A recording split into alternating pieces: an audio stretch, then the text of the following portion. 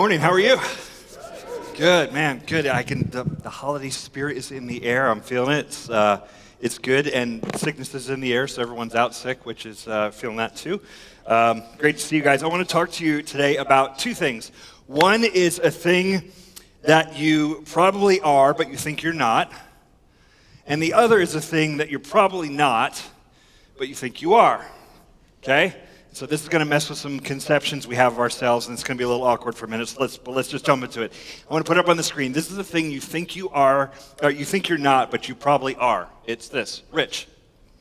You're rich. You think you're not, but you probably are. And there's two ways to look at this. One is just some objective data, some numbers. So let me give you some numbers. The average income in the city of Richmond for one person is $28,458. So a family, if there's two incomes, double that. That would be a household income. But the average per person income is $28,000.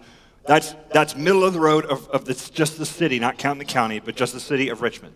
The poverty line would be $13,590. Now, let me break that down into monthly. So the average income in the city of Richmond would be $2,391.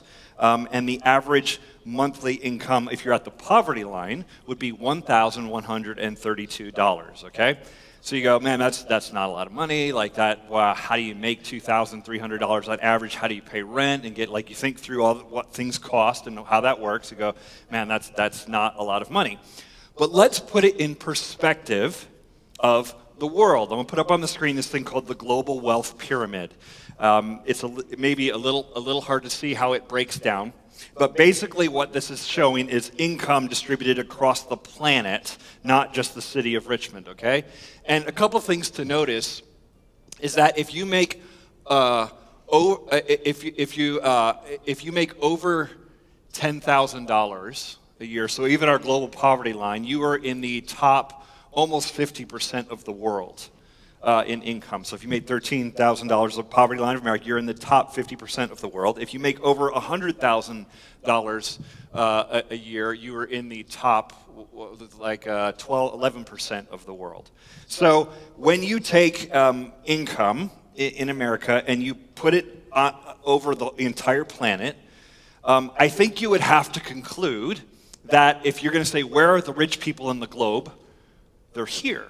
Like, by and large, yes, there are wealthy people all over, sure. And there's a range, even here, there's a range of make a lot of money, make not a lot of money. But generally, if you could look down at the whole planet and go, where are the wealthiest people on this whole planet? Generally, it's here in America. If you ask anyone in the world, where's the rich people? America. Like, that's the wealthiest country. And so we have to kind of look at that. Because even at our poverty line, we are above the global average. So when I say you're rich, this is what I'm talking about.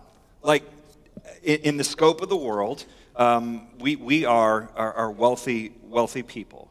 That's the data, though. Let's talk about really fleshing that out. Those are just numbers, dollars, right? What does it feel like, or what is it like to be rich? Well, think about it this way, because we always think rich people do things like they have boats, and they have second homes, and lavish vacations, and eat the fancy food. That's what we think rich people do. And because we don't do those things, a lot of us, we go, I don't own a boat, I don't have a second house, because we don't do those things, we assume, well, I must not be rich, because that's what rich people do. But again, globally, if you want to look at it, what rich people do is actually different. Rich people have indoor plumbing. Rich people do. That's fancy. You got indoor plumbing, you're fancy in the scheme of the world. Rich people have a room in their house that nobody lives in, but it's just there to look nice. That's a rich person thing. No one's sleeping in that room? No, we just sit there occasionally when company comes over, and they never come over, but it's a room, we keep it looking nice, we vacuum it. It's our rich people room, right? You don't think of it that way. Rich people, they have grass outside their house that animals are not grazing on. It's actually just there to look pretty, and it has to be mowed. That's fancy. You fancy. You got grass It doesn't have any purpose. Like the origin of a lawn is exactly that. It was for rich people to show off, I have so much money, I've got grass, I don't even need animals to eat from it. It's so nice, right? This is what rich people do. It's wild, right? That if any of that is true for you, what I just said, congratulations, you're rich. Congratulations. I didn't know if you knew that when you came in here today, but you are. Like, call your mom and tell her. She always wanted you to be this. You'd be like, Mom, I found out in church, I got the news. I'm in the wealthiest percentage of the world. I have arrived just like you always hoped I would, right? Congratulations, you actually are rich, but that's objective. The subjective side of that is we don't feel rich, do we? You haven't felt rich since you got your first paycheck in high school.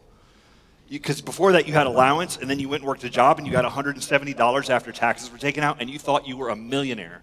You're like, oh my gosh, what am I going to do with all this money? That's what rich feels like. And so we don't feel rich, even if we are in some objective way, right? Especially in the last couple of years with inflation, right? We're talking about the percentage of inflation and things going up. I totally get this. If your income hasn't changed, you're in a fixed income, and the prices of everything keeps going up, it's difficult. Your gas price goes up, groceries are more expensive. My car insurance went up this month by 25%. And I thought it was like a typo. It never is, by the way. I called them and I was like, hey, my car insurance is going up 25%. Like, what's the deal? I thought they had discovered that I'm a bad driver, and they've finally figured it out, and they were going to adjust accordingly. He goes, no, it's because the cost of everything, and post-pandemic, a lot of people are driving more, so there's more accidents. And I was like, you didn't lower my bill during the pandemic, so why? That kind of logic never works. But it's just generally the cost is going up. Period. That's just it. It's just going to go up 25%. It's not anything you did, whatever. And I could switch to Geico and save 15% or more, but I'm already on Geico, so where do I go? I'm like, yeah. So I get it. You can say, oh, you're rich, and I'm sitting here going I don't feel rich.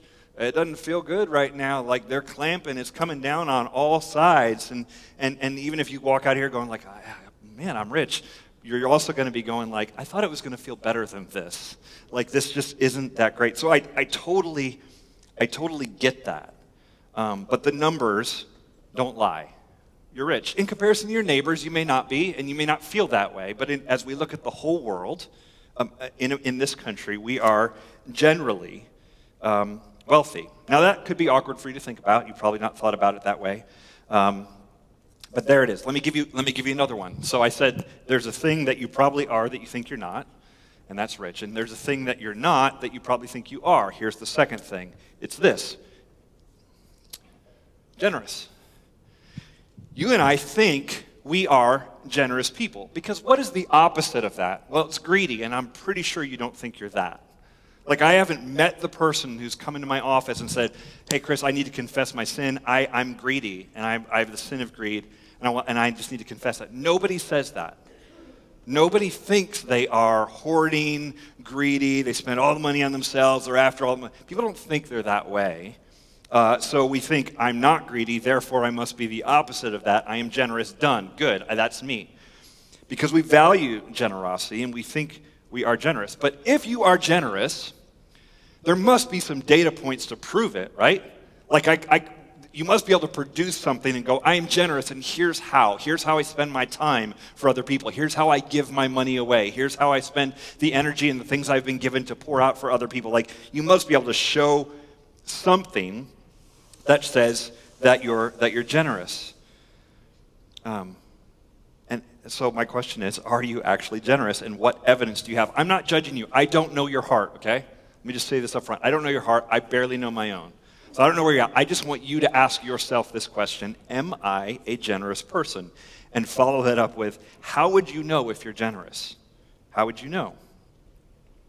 What evidence do you have? If you said to me, I'm a very strong person, physically, I would say, can you bench 200 pounds or something? Like, what's the number? How do I know you're strong? You say you're strong, but how would we know? If you say, I'm a fast runner, I would be like, is your 40 time under 5 seconds? Like, fast. You said you're a fast runner. What do you show me? If you said, I'm good with my finances, I would want to know, tell me about percentages. Do you know where the percentage of your money goes? Like you track and you budget and you're very careful. What evidence could you produce that you actually are the thing that you say you are? If you say, I'm a great worker at my job, okay. Do you say that, or is there evidence? Did you win Salesman of the Quarter? Did they give you an award at work? Did they compensate you more because they think you're doing a great job? Like, what is the evidence that says you are this thing? So if you say, hey, I'm a really generous person, the question I would ask is, what evidence do you have that you actually are? Because if you say you are something and you have no evidence for it, you're probably fooling yourself, right?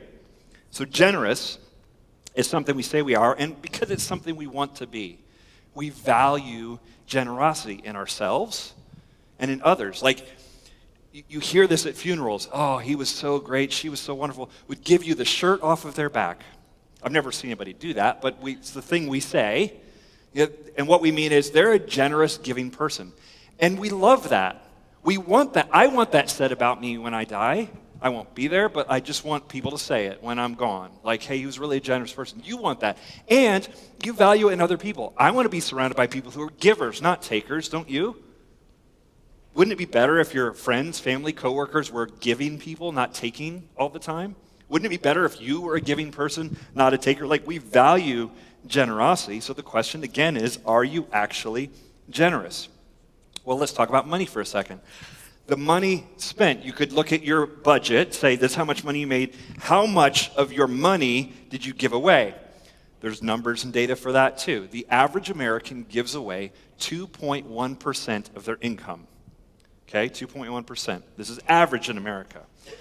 So if you just ran the numbers, if your average income in Richmond was $2,391 a month, if you take 2.1% of that, it's about $48. So if you give away $48 a month, you're average.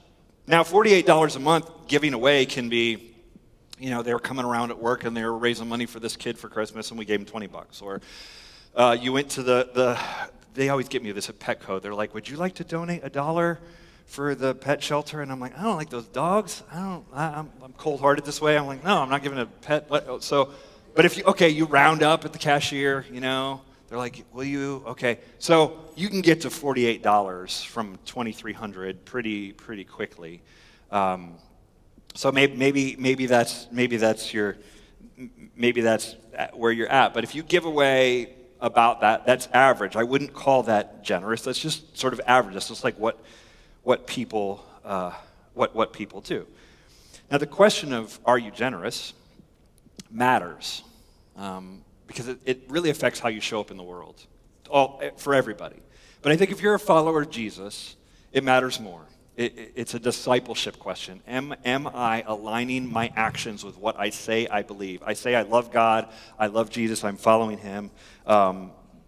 What does that look like? Well, God is a generous giver. You see that throughout the scripture. He gave us the universe to enjoy. He gave us all the wonderful things of sunsets and lakes and the trees and the animals and all these things. He gives us all of this for us to enjoy. This is how he starts creation, is I'm going to create humanity and give them plenty, right? He gives us that. He gives us his spirit to live inside us, and then eventually he's going to give us a new heaven and a new earth. And so there's a future plan where God is constantly giving and is generous.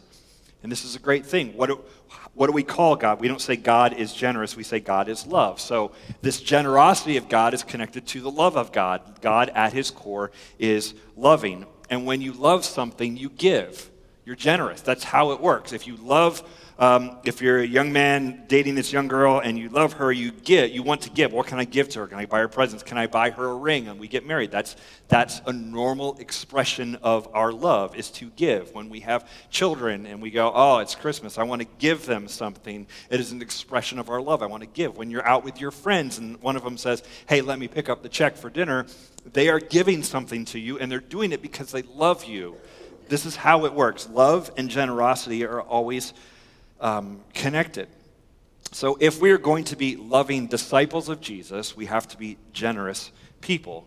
We have to give away our time and our energy and our talent, and yes, even our money.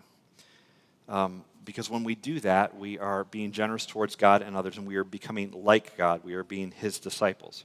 Now, when you talk about money, and you talk about God in like the same sentence, or in church or whatever, people get really nervous. Maybe you're feeling that way already today. I understand that, and I know coming in here, I'm like, okay, this is a big topic for people. This isn't fun necessarily. It isn't always easy for people. People get really nervous, and I have seen in this church over the last decade, at the times that we were leaning into finances and talking about that, I saw spiritual attack on people in ways that we hadn't seen before. And there was attacks on the church because when you talk about money, people get nervous, and it really kicks up stuff in them.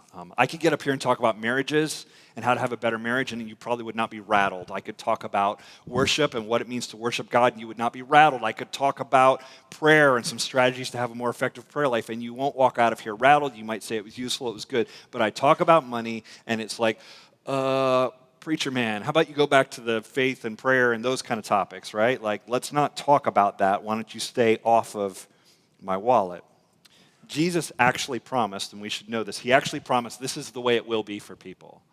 Money is going to get us in a different sort of way. Famously, Matthew chapter 6, listen to Jesus teach it. He says, do not lay up for yourselves treasures on earth, where moth and rust destroy and where thieves break in and steal. But lay up for yourselves treasure in heaven, where neither moth nor rust destroys and where thieves do not break in and steal. For where your treasure is, there your heart will be also. It's a powerful connection.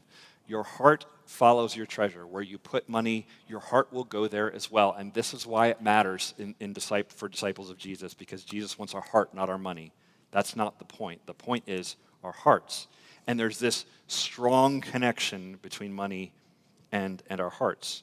And you know this. You've probably seen it. If you buy a nicer car, you care about it more. If you have a nicer house, you care about it more. And is it looking the way it should? And is it damaged? And do I need to repair it? Like, these things matter because you put money in them. It matters. If you invest in stocks or mutual funds or whatever, you care about those companies. Even if you don't know what the companies do, you care that they do more of it and make more money, because then as they make money, you make money. Like, you put money there, your heart goes there a little bit also. You understand this. This is why if you bet on sports, you're going to care how the sports team does. If you give someone an expensive gift, you care about their reaction and what it means to them, right? There's a heart connection when we spend money. You take your family to Disney World, you will care how long you stand in line because it costs so much to get there, and you're like calculating how much time did we just waste in line, right? Like, it is a true statement. This should be obvious to us. Wherever we are spending money, our heart is going there also. And Jesus pointed this out. As you pour money into something, you care more. And I think this is why Jesus tells us to pay attention to where our money goes, because our heart is going to follow it. So with that in mind, I want you to hear Paul's instruction to Timothy. Timothy is a pastor in a church in Ephesus. And let me just give you just a little bit of context. Ephesus is in western, they called it Asia Minor then, but now it's Turkey. So the country of Turkey in the west, out near the west coast of that is Ephesus. And I had an opportunity to go there back in June and last year as well. And we'll be taking some folks from Area 10, probably go there again in 2024. And would love for you to come with us. But when you go through Ephesus, which is, I believe it's the largest archaeological site in the world, you can walk through and see a lot of what the city used to be. And what you find out, they have like structures that are half done, right, or whatever, and then they have renderings of this is how this would have looked. One of the things you'll notice is Ephesus was wealthy. You're like, wow, this is incredible. 2,000 years ago, they had this kind of architecture and this kind of ornate things, like temples and baths and like theaters, and you're like, this is quite nice. So Ephesus had wealthy people, and Timothy is a pastor of this young church that has cropped up and popped up in Ephesus. And Paul writes Timothy an instruction, and he says, hey, Timothy, in your church, this is what I want you to tell rich people. Listen to what he says, 1 Timothy chapter 6, starting with verse 17.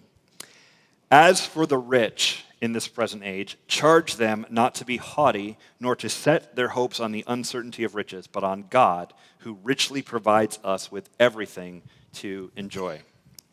Okay, he starts with, as for the rich in this present age.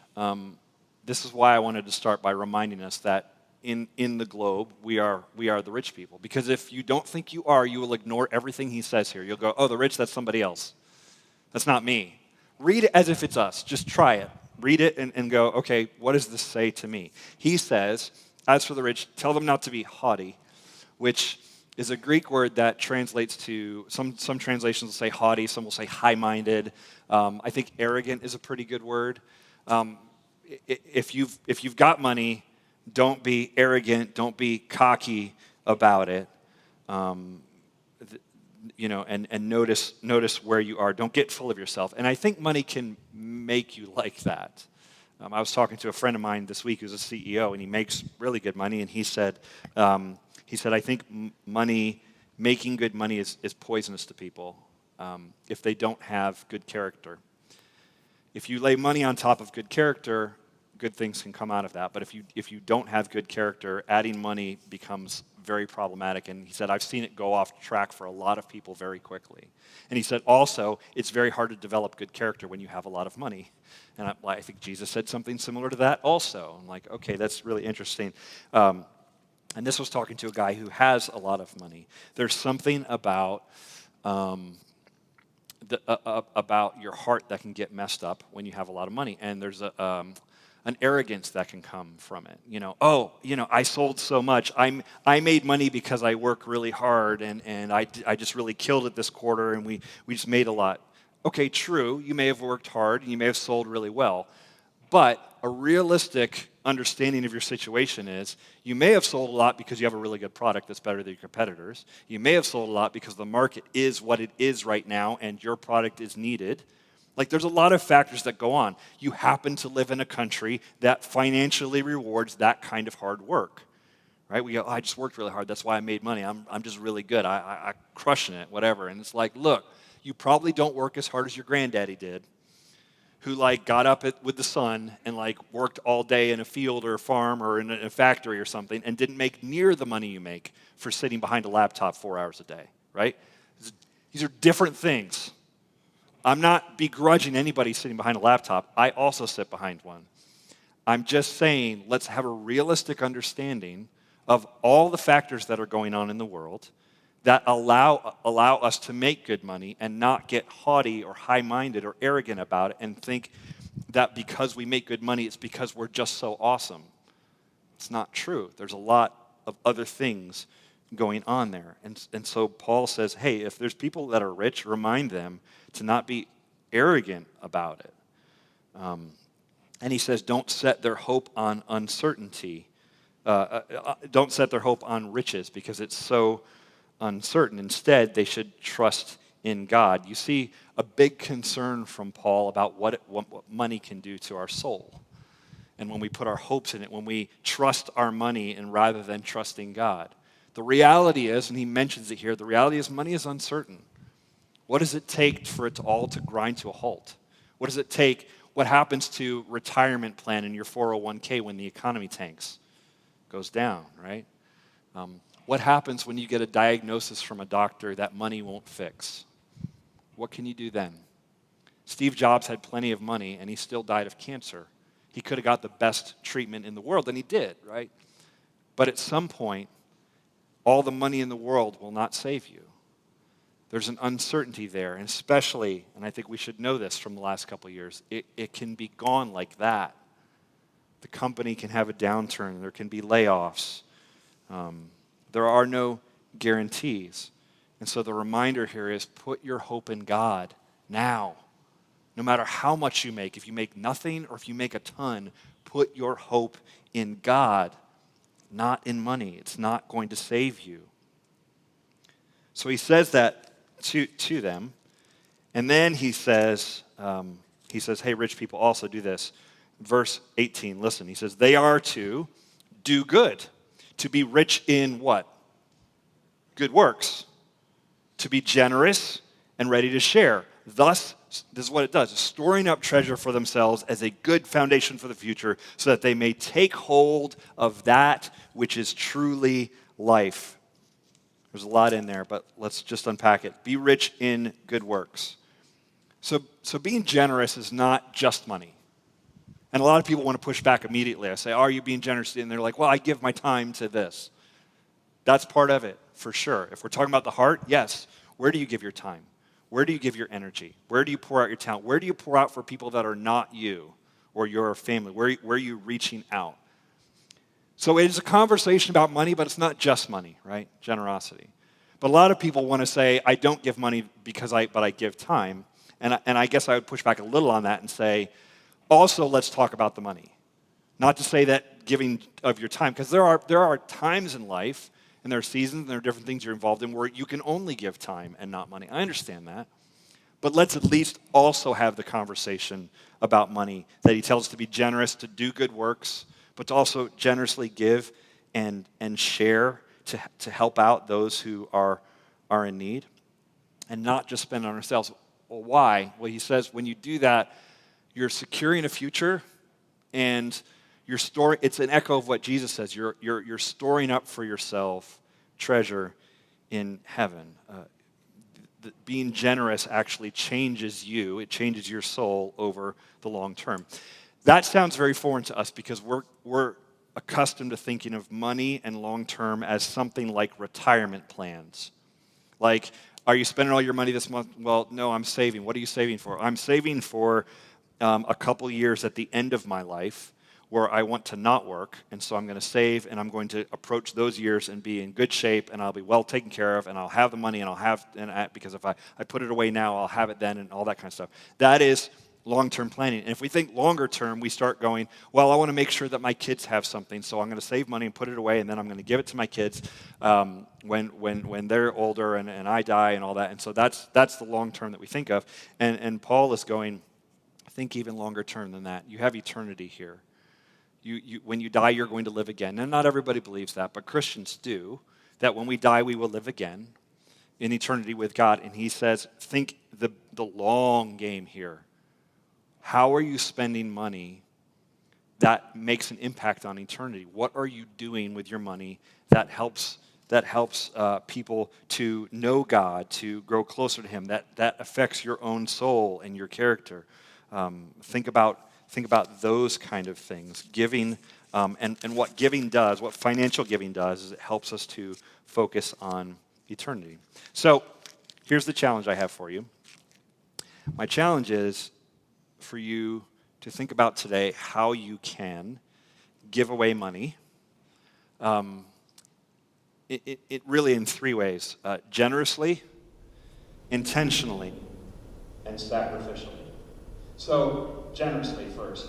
When I say give generously, I mean give beyond the norm. If the average American is giving 2.1%, figure out how to give more than that. Because that would be generous, right? I'm going above and beyond. I can't name the percentage for you, but think about what does generous look like in my context. So give money away generously. Secondly, give money away intentionally. And when I say intentionally, a lot of our giving is haphazard. Our charitable giving especially is haphazard. Somebody made emotional appeal. I saw a commercial and they asked for this. Somebody at work came by and a friend had a GoFundMe, so I gave money to that. And those are fine things. I'm not saying those are bad.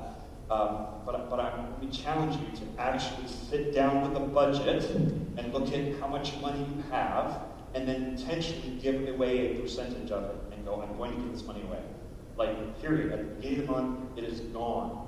It is going out. I'm not going to eat everything on the plate that God has given me. I'm going to portion these off and give it to others.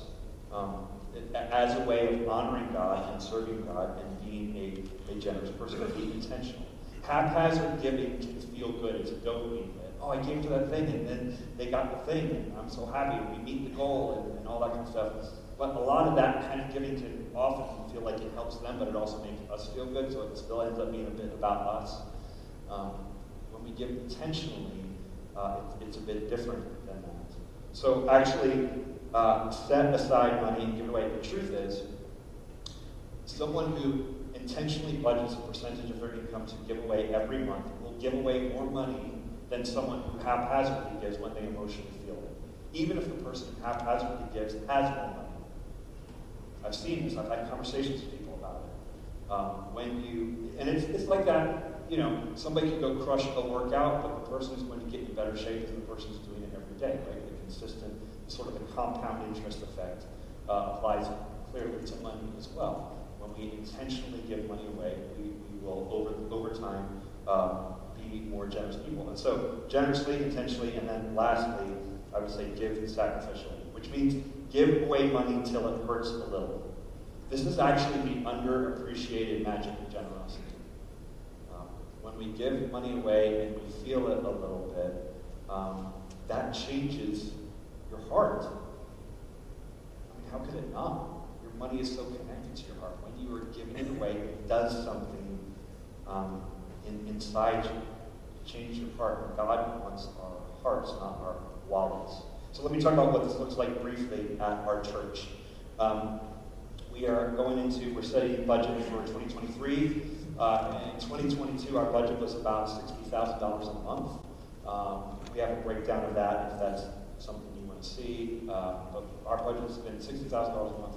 And we have had ups and downs throughout the year, as we all have in our personal finance and all that. We have had ups and downs as a church. But we are in good shape to finish out the year and meeting budget. And we have some plans for 2023 of some new things that we want to get after. And there are opportunities in front of us. And the reason we're able to have the budget that we've had, and the reason we're able to make plans for the future, is that people here at this church, people you're sitting around right now, give generously. So thank you. People here give generously. But here's the percentage that is true in churches everywhere, and it's true here too. 20% of the people in the church give 80% of the money. Right? And then the other 80% give a little bit and cover that last 20%. That's true all over the place. It's also true here. So what that means is there's a smaller percentage of the church that does a lot of the heavy lifting and gives so that we can do what God has called us to do. And that's kind of how it works. So I'm thankful for the people who give in this church, and I think there's a lot of room for us to grow as a community here. There's a lot of room to push forward the mission that God has us on in the city. What is that mission? I mean, you've heard me talk about it all the time. We're here to make disciples. We're in the city for the city. We want to see things like foster care get better in the city. And we want to see single mothers be supported. And we want to see marriages get healed. We could talk all day, and I have talked a lot about that kind of stuff. We talk all day about the different things that we get involved with as a community, where we pool our time, money, and energy together to reach the city. Ultimately, we want people to know Jesus. That's the bottom line. We want people to know Jesus and follow him. That's what it's about. And I think if the more people follow Jesus, the more flourishing our city will have. And I can talk about that all day long, but I think that actually misses the point a little bit. We don't want to squander money here. We have a financial team that looks at how we spend money and makes recommendations. We have elders who look at that and pray over it. But I think that actually misses the point a little bit. The truth is that people who give to this church give because they want to honor God. Not just because they believe that the church is getting it exactly right and the mission's perfect and it's all going incredibly well. They just want to honor God. People, and this is true of every church I've been at, the people who give the most generously do so because they believe that I need to honor God and do this. Not because they think the mission is perfect or the church is just nailing it and it's getting it all exactly right. And so what I'm asking is for everyone in here to step it up a notch. I don't know your financial situation. Maybe you can't. And I know there's seasons like that. But I think there's a lot here that we can do that God is calling us to in 2023. And so I want to challenge you to give generously, intentionally, and sacrificially here. Most people give online in this church. You can go through your bank or whatever and do that. We also pass popcorn buckets, so we do it that way too. So let me give you a heads up on this, what's coming up. Starting Thanksgiving weekend, we will start our conversation about Advent. And in the last 5 or 6 weeks of the year, we are going to raise money for an Advent project. We've done this every year. This year it's going to be connected to our partnership in Turkey. We're going to talk a little more about that. But our hope and dream and what we think is in front of us for the last 6 weeks of the year is we want to raise about $40,000 to support our partners in Turkey, and we'll talk a lot more about what that will look like. But here's the thing. If we do that, if we're able to do that, it's because a lot of people in this room stepped up and said, I'm going to give generously to help this happen. And they're going to be moved and say, God is calling me to give generously towards this thing. But here's what I want you to understand. We've done an Advent project like that every year for the last 14 years.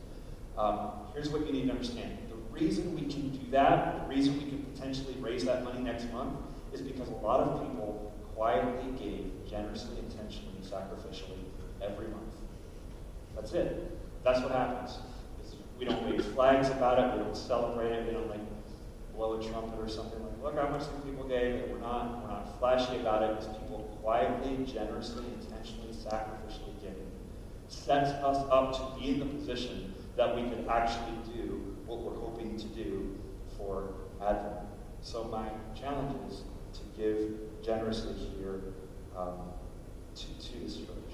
It changes what we can do as a church, but I think the reality of it is when we give generously, it changes our hearts because of that heart treasure connection, and it helps us become generous people. Let's pray.